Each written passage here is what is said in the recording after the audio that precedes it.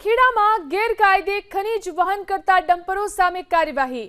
ડાકોર પાસે ખાણ ખનીજ વિભાગે ચેકિંગ હાથ ધર્યું। 5 ડમ્પર સહિત 1 કરોડથી વધુનો મુદ્દામાલ જપ્ત કર્યો। રોયલ્ટી કે પાસ પરમિટ ન મળતા કરાઈ કાર્યવાહી। ખાણ ખનીજ વિભાગની કાર્યવાહીથી ખનીજ માફિયાઓમાં ફફડાટ ફેલાયો છે।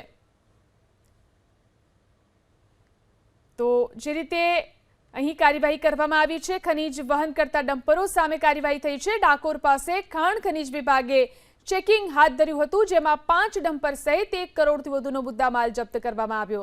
આ વિશે વધુ જાણકારી મેળવી અમારા સંવાદદાતા જલ્પેશ ફોન લાઈનથી જોડાયા છે। જલ્પેશ, ખાણ ખનીજ વિભાગે કઈ કાર્યવાહી કરી?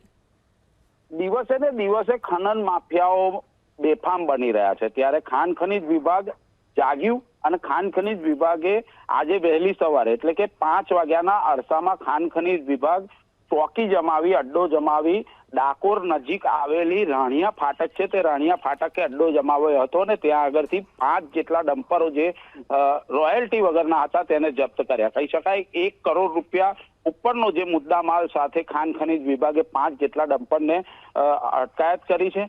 મહત્વની બાબત છે, ખાણ ખનીજ વિભાગે ફક્ત ને ફક્ત ડમ્પરને અટકાયત કરી અને એટલામાં જ સંતોષ માન્યો છે, પરંતુ જો ખાણ ખનીજ વિભાગ આમાં ઊંડાણપૂર્વક તપાસ કરે, આ ખાણ ખનીજ વિભાગ જે છે તે વિભાગ ઊંડાણપૂર્વક તપાસ કરી આ ખનન ક્યાંથી થઈ રહ્યું હતું તે બાબતમાં જો સંપૂર્ણ તપાસ કરે તો ઘણું બધું એવું છે કે જે બહાર આવી શકે એમ છે। હાલ તો 5 ડમ્પરને ખાણ ખનીજ વિભાગે અટકાયત કરી છે, તેને જમા કર્યા છે, સાથે સાથે કાયદેસરની કાર્યવાહી કરી છે અને ખાણ ખનીજ વિભાગની આ કાર્યવાહીથી ચોક્કસપણે ખનન માફિયાઓમાં ક્યાંક ને ક્યાંક ફફડાટ વ્યાપી ચૂક્યો છે।